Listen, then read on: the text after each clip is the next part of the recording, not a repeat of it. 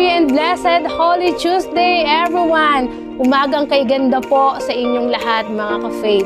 Ngayong Holy Week, magpatuloy po tayo sa pagninilay-nilay ng salita ng Diyos sa pag-alala natin sa dakilang bagay na ginawa ng Panginoon para sa atin. Ibinigay niya ang kanyang bugtong na anak hanggang sa kamatayan sa krus para sa katubusan ng ating mga kasalanan. Kaya naman, karapat-dapat lang na ibigay natin din sa Kanya ang ating pinakamataas na papuri at pagsamba. Kaya naman, halika kapatid, let us worship God today sa awit, sa panalangin at sa pakikinig ng Kanyang mga salita.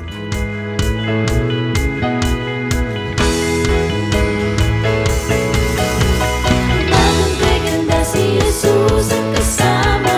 Umagang kay ganda si Jesus ang kasama. Umagang kay ganda si Jesus ang kasama. Kasama na si Jesus ang kasama na.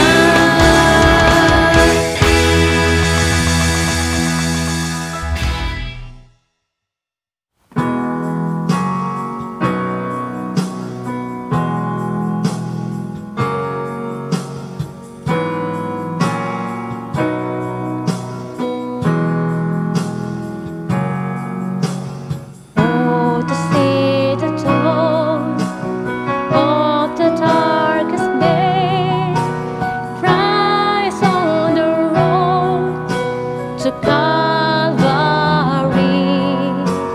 tried with sinful man, torn and beaten then, nailed to a cross of wood. This the power of the cross. Christ became sin for us, took the blame, bore the wrath we stand forgiven at the cross.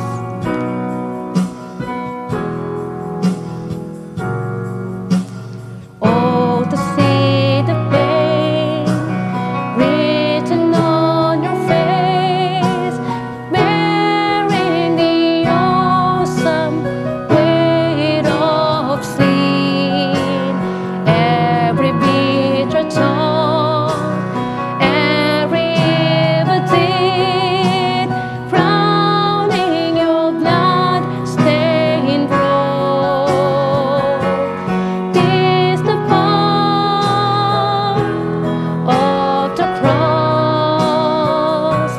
Christ became sin for us, took the blame, bore the wrath we stand forgiven at the cross.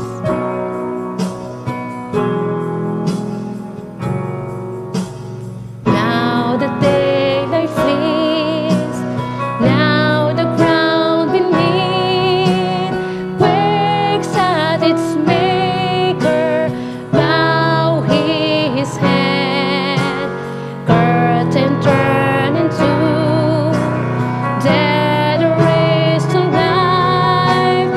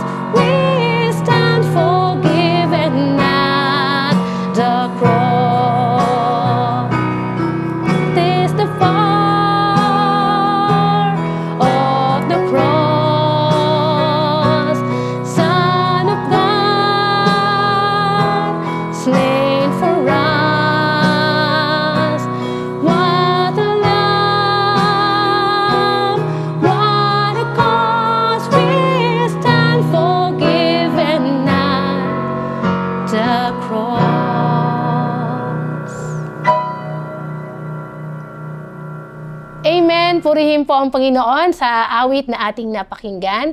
Nais ko pong basahin sa inyo ang pagbabatayan ng ating maikling pagbubulay-bulay sa umagang ito. Mula po sa unang Korinto chapter 1 verse 8. Ganito po ang sinasabi, "For the word of the cross is foolishness to those who are perishing, but to us who are being saved, it is the power of God." Sa Tagalog, ganito po ang sabi niya, ang mensahe tungkol sa pagkamatay ni Kristo sa krus ay kahangalan para sa mga taong naliligaw ng landas, ngunit ito'y kapangyarihan ng Diyos para sa ating mga naliligtas. Amen. A cross, madalas kwintas, iba naman ay hikaw. Ano nga ba ang naiisip natin kapag nakakakita tayo ng cross? Ang iba, ang interpretasyon nito ay ang pasakit o kabigatan na dinadala ng bawat tao. At ang iba naman ay gaya ng naibahagi ko noong Love Month. The cross symbolizes the greatest love of God for all people. Ano nga bang meron sa krus? Bakit ang sabi ng ating inawit, there is a power in the cross? Ang cross sa panahon nila Jesus noon ay isang worst form of death. Ito ang huling hantungan ng mga taong nagkasala laban sa batas ng Romano. At karamihan ng ipinapako ay yung mayroong mga malalang kaso. Sino nga ba ang katabi ni Jesus nung siya ay nakapako? Ang nasa kanyang kaliwa at kanan, ang sabi, mga magnanakaw, mga kriminal, mga taong guilty sa pagkakasala ang ipinapako sa krus. Kaya noong panahong iyon, ang akala ng mga taong hindi tanggap si Jesus, ang akala nila sila ay nagwagi dahil sa wakas naipako na rin nila si Jesus. Subalit, ang Panginoong Hesus na malinis at walang kapintasan at walang pagkakasala, ipinakita sa atin ang kapangyarihan ng krus sa pamamagitan ng kusang pag-aalay ng kanyang buhay at pagiging perpektong kapalit na sakripisyo para sa ating mga kasalanan. The power of the cross, ang kapangyarihan ng cross ay lumilinis sa ating kasalanan. Sa mga taong natanto ang kanilang pangangailangan para sa kaligtasan mula sa kanilang mga kasalanan, ang cross ay ang kapangyarihan ng Diyos. Tinitingnan natin ang cross bilang simbolo na tayong mga tao ay pinatawad sa ating mga kasalanan at binigyan ng bagong buhay ng Panginoon. Ang cross ay nagpapakita ng pag-ibig, ngunit ito rin ay nagpapakita ng kapangyarihan sa mundong ito at sa madilim na puwersang kumukontrol dito. Inaakala ng kaaway ni Satan na nakakamit niya ang isang tagumpay sa pamamagitan ng pagpatay kay Jesus, ngunit binaligtad ng Diyos ang kanilang inaasahan at ginamit ito para sa kanyang kabutihan. Kinuha ni Jesus ang pinakamasamang maaaring ibato sa kanya dito sa mundo at siya ay nagwagi. Ang kapangyarihan ng krus ay gumapi o tumalo sa kaaway na naghahari-harian sa mundong ito. Ikalawa po, ang kapangyarihan ng krus ay hindi nagwakas ng namatay si Jesus. Ang kanyang kamatayan ay nagbukas ng pinto ng kaligtasan sa lahat ng tao. Kaya ang sino mang nagtitiwala sa kanya sa pamamagitan ng pananampalataya ay pinatawad sa bawat kasalanan at tinitiyak ang isang lugar doon sa langit. At ang kapangyarihan ng krus ay nananatili pagkatapos ng kaligtasan na nagbabago sa buhay ng mga mananampalataya. Pinalaya tayo ni Jesus at binigyan tayo ng kapangyarihan upang mamuhay ng matagumpay sa kanyang katuwiran. The power of the cross ay palayain tayo mula sa ating mga kasalanan. Gaya nga ng alam nating sabi sa Romans 3, verse 23, tayo ay makasalanan. Ang lahat ay nagkasala at hindi nakaabot sa kaluwalhatian ng Diyos. Ngunit sa krus, kinuha ni Jesus ang kanyang sarili ang kaparusahan na para sa ating mga kasalanan. At ang kapangyarihan ng cross ay hindi lamang sa pagbabayad ng utang na ito, kundi sa kalayaang inaalok nito. Ang kamatayan ni Jesus sa krus ay nagbubukas para sa atin sa kapangyarihang mamuhay ng buo at banal, walang bigat ng kasalanan, kahihiyan at inaasahan ng tao. Ang Diyos ay banal at mabuti, at nilikha ng Diyos ang mga tao bilang mga tagapagdala ng imahe ng kanyang sariling kabutihan at kabanalan. Ang cross ang nagpapalaya sa atin upang mamuhay tayo ayon sa layunin ng Diyos. Magpakumbaba, masaya, masagana at mapagpala. Mga kapatid, sa tuwinang nakikita natin ang krus, patuloy nawa tayong mapaalalahanan ng kapangyarihan nito, na tayo ay nilinis na mula sa ating mga karumihan, kaya inaasahan ng Panginoon na mamuhay tayong malayo sa pagkakasala. Ang krus din ang nagpapaalala sa atin ng kapangyarihan ng Diyos over sa mundong ito, kaya walang anumang pwedeng gawin ng kaaway para ikaw ay gapiin o ikulong sa pagkakasala, sapagkat pinalaya na tayo ng Panginoon, kaya mamuhay tayo na patuloy na umaasa at nagtitiwala lamang sa Kanya. Nawa po, patuloy tayong palayain ang kapangyarihan ng krus sa ganap na pamumuhay sa pamamagitan ng Kanyang kabutihan, awa at pag-ibig ng Diyos. Amen.